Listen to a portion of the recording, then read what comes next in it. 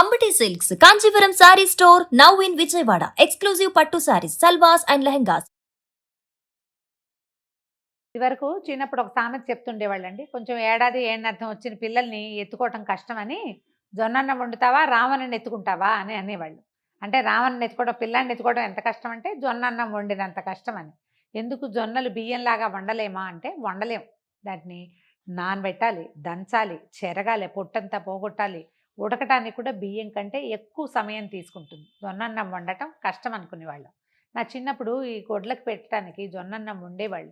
ఏదో గిన్నెలో అలా నీళ్ళు పోసి దాన్ని ఒక రోజంతా నానబెట్టేవాళ్ళు. జొన్నల్ని దంపి అలాగా దంచి కొంచెం చెరిగేవాళ్ళు. ఎక్కువ చెరగదడం కూడా కాదు, పచ్చజొన్నల్ని వండేవాళ్ళు.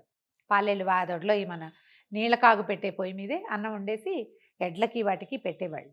అయితే మా నాన్నగారికి డయాబెటీస్ టైప్ 2, ఆయన అర్లీగానే చనిపోయారు. ఈ డయాబెటీస్ ఉంటే ఆయుర్వేద వైద్యులు జొన్నన్నం తినమన్నారు. మా నాన్నగారు ఇంట్లో జొన్నన్నం తింటుంటే ఇంత అన్నం ఎప్పుడైనా మజ్జిగలోకి తింటుండేదాన్ని నేను. ఒక 5-6 సార్లు తిన్నానేమో చిన్నప్పుడు. ఏదో వింతగా ఉండేది. అదొక రుచి. ఆయన తింటున్నారు, మనం కూడా తినాలి అని మజ్జిగ పోసుకుని తినేవారు. చాలా ఎక్కువ రైస్ తిన్నా కూడా డయాబెటీస్ వాళ్ళకి మంచిదనేవాళ్ళు. ఇప్పుడు మనకి ఇటీవల కాలంలో ఈ చిరుధాన్యాల వ్యవహారాలు చాలా తెలిసినాయి కదా మనకి. సో జొన్నన్నం కూడా తినచ్చు, జొన్న సంకటి చేసుకోవచ్చు, ఇలాంటి మాటలు మనం బాగా విరివిగానే వింటున్నాం. ఎండాకాలం కనుక మనం జొన్నలు తీసుకుంటే వెయిట్ లాస్ వస్తుంది, డయాబెటీస్ మేనేజ్ అవుతుంది, కడుపులో చల్లగా ఉంటుంది.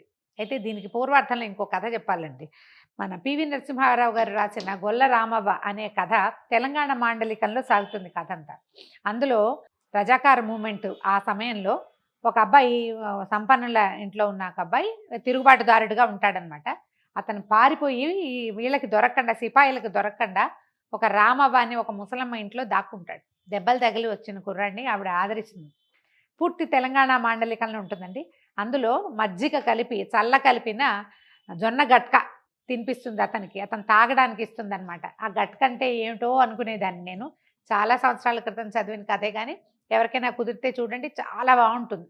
అసలు మాండలికం ఎంత అద్భుతంగా ఉంటుందో, చదవడానికి చాలా ఇంట్రెస్టింగ్గా ఉంటుంది. ఆ కాలపు కథ కాబట్టి అందులో ఈ జొన్న గట్క గురించి చెప్తారు. మజ్జిగలో కలిపి ఇచ్చారు, ఒళ్ళు చల్లబడుతుంది, జ్వరం ఉన్నా కూడా తగ్గిపోతుంది అని చెప్పబడుతుంది అనమాట.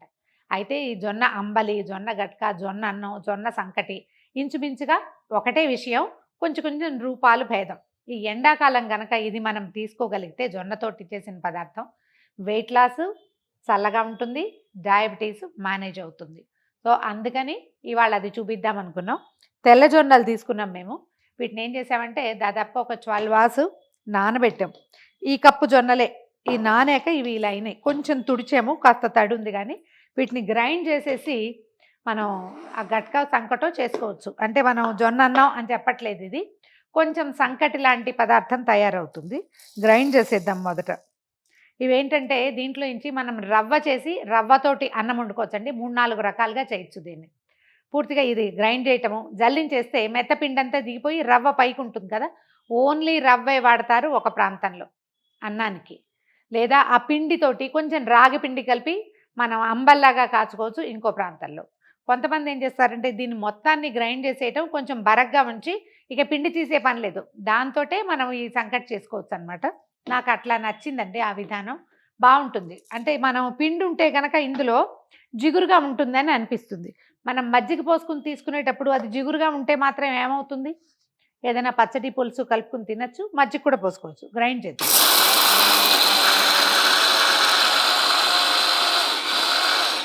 మనం గ్రైండ్ చేసిన తర్వాత ఇదిగో ఇలా వస్తుందండి. ఇది ఇంకా ఎక్కువ తిప్పిన కొద్దికి పిండి అయిపోతుంది. ఇప్పుడు ఇందులో బరకుంది, మెత్తపిండి ఉంది. మీకు బరక పిండే కావాలనుకుంటే దీన్ని జల్లించేసి ఆ రవ్వతోటి వండుకోవచ్చు. ఇది అన్నంలాగా కొంచెం గట్టిగా చేసుకోవచ్చు, బాగుంటుంది. బజార్లో దొరికే జొన్న రవ్వ కూడా చక్కగా దొరుకుతుంది. అది కూడా కొంచెం నానబెట్టి ఉడికించుకోవాలి, ఎసట్లో పోసుకొని ఉడికించుకుంటే బాగుంటుంది. మనం అలా కాకుండా ఇది గట్క, దీన్ని మజ్జిగలో కలుపుకొని కొంచెం జావలాగా, ఎలా అంటే సెమీ సాలిడ్ లాగా అనుకోండి, మనం రాగి జావలు కలుపుకుంటాం కదా, అట్లా కొంచెం జావలాగా కొద్దిగా ఏదైనా పచ్చడి నలుచుకుంటూ లేదా కాస్త ఉప్పు వేసుకుని కనుక తీసుకుంటే చాలా బాగుంటుందండి. దీన్నే గట్క అని చెప్తారు, మజ్జిగలో కలిపేసి పెడతారు. రోజులో 2-3 సార్లు తాగడానికి యూజ్ అవుతుంది. నేను దీంతోటే చేస్తున్నా. ఇలా కనుక మనకి పిండి రవ్వ కలిసి ఉన్నదానికి 1కి 4 పోయాలండి నీళ్లు. ఏం చేస్తామంటే 3 నీళ్ళేమో స్టవ్ మీద పెట్టి మరగనిద్దాము. ఒక నీళ్ళని పక్కన గిన్నెలో పోసి పెట్టాను. ఈ పిండిని ఇందులో వేసి పెట్టుకుందాం. ఈ జొన్నతోటి వచ్చిన పెద్ద ప్రాబ్లం ఏంటంటే వేడి నీళ్ళలో పోస్తే ఉండలు గచ్చకాయలు అయిపోతుంది. అది మనకి శుద్ధగా అయిపోతుంది అనమాట. నీటిలో కలిపి కనుక పెట్టుకుంటే మనం ఇందులో పోసుకోవటానికి వీలు, ఇంక గడ్డ కట్టదు, చాలా ఈజీగా ఉడికిపోతుంది. ఇదిగో ఇలా నీటిలో పోస్తే చూడండి, కొంచెం పిండి కొంచెం రవ్వ ఉంది. నీళ్ళల్లో పోసి పక్కన పెడదాం. దీన్ని నీళ్లు మరగనిద్దాము. ఒక్క చిటికెడు ఉప్పు వేసుకుంటే సరిపోతుందండి. ఇది ఇంత ఎక్కువ చేసుకోవద్దు. ఫస్ట్ టైం చేసేటప్పుడు ఒక చిన్న గ్లాసు నానబెట్టండి. రాత్రి నానబెట్టి పొద్దున్నే మన చిన్న మిక్సీ జార్లో వేసేసుకుంటే ఇద్దరికి సరిపడా ఒక 2-3 గ్లాసులు 2 గ్లాసుల జావలాగా వస్తుంది. ట్రై చేసి చూడండి. ఇది ఒంటికి సూట్ అయితే కనుక జొన్న చాలా మంచిదండి. బ్లడ్ సెల్స్లో వాటర్ ఉంటుంది, తడి ఎక్కువ ఉంటుంది. చాలా కొంతమంది దాంతో కొంచెం దొందగా మెత్తటి ఒళ్ళుగా కనపడుతుంది. వాళ్ళకి ఆ బ్లడ్ సెల్స్లో వాటర్ తగ్గిపోతుందట. దాంతో మనుషులు గట్టిగా అవుతారు, బలంగా అవుతాం. మనకి పని చేసే క్షమత, ఎక్కువసేపు నిలబడి ఉండటానికి కావాల్సిన శక్తి, నడుముకి బలము అన్నీ వస్తాయి. జొన్న ట్రై చేయాలి. ఇదేంటంటే కొంతమందికి మోషన్ టైట్ అవటం అలాంటి సమస్యలు వస్తాయి, కొంచెం కాన్స్టిపేట్ అవుతుంది. ఒక్కొక్కళ్ళకి ఒక్కో రకం ఇబ్బందిగా ఉంటుంది. ఆ ఇబ్బంది కనుక లేదు అంటే మనం కొంచెం ట్రై చేస్తూ మన జీవితాల్లో ఇప్పటిదాకా జొన్న ప్రవేశించకపోతే స్లోగా దీన్ని రోజు విడిచి రోజు అట్లా కనుక చేసుకున్నామంటే మజ్జిగలో కలిపి తీసుకుంటే బ్రేక్ఫాస్ట్గా చాలా బాగుంటుంది. ట్రై చేసి చూడండి. నీళ్ళలో కలిపి పెట్టాను. ఇదేమో కొంచెం నీళ్లు మరగనిద్దాం. నీళ్ళు మరుగుతున్నాయి. ఒక చిటికెడు ఉప్పు వేసేద్దాం ఇందులో. ఇప్పుడు నానబెట్టి పెట్టాం కదా మనం. ఇది ఎక్కువ నానాలని కాదు, ప్రధానంగా ఏంటంటే మనం రవ్వ ఈ వేడి నీళ్ళలో మరిగే నీళ్ళల్లో పోసేటప్పుడు ఉండకట్టేస్తుందని కొంచెం సిమ్లో పెడదాం. దీన్ని కాస్త కింద పైన కదిపేసి పోసేస్తాం. ఇది ఈజీ మెథడ్ కోసం చేసేదండి, పాత పద్ధతి ఏం కాదు. నేను రాగి పిండి కూడా నీటిలో పోసే వేస్తాను. డైరెక్ట్గా పిండి పోయటానికి చాలా భయం నాకు, ఉండలైపోతాయని అనుమానంతో. చెయ్యి విడవకుండా తిప్పండి. ఇది ఉండగట్టేసే ప్రమాదం చాలా ఎక్కువ ఇందులో.